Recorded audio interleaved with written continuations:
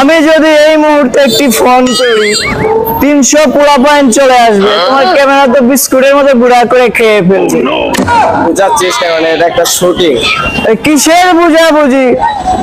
তুমি তো চিনলে না আমাকে, রাজ্জাক বুঝিনা শাবানা তারা আমাকে চিনে, কোনো প্রয়োজনে আমাকে ছাড়া অন্য কাউকে নেয় না। আপনি একটু বোঝার চেষ্টাটা করেন।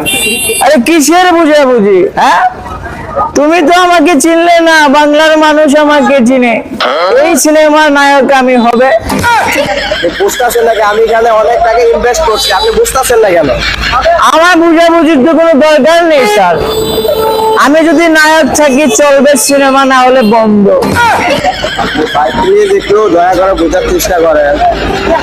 তুমি আমাকে আর বুঝিয়ে লাভ নেই। সিলেটে যদি কোনো অনুষ্ঠান হয় আমি ছাড়া হয় না, এই এলাকার নায়ক আমি।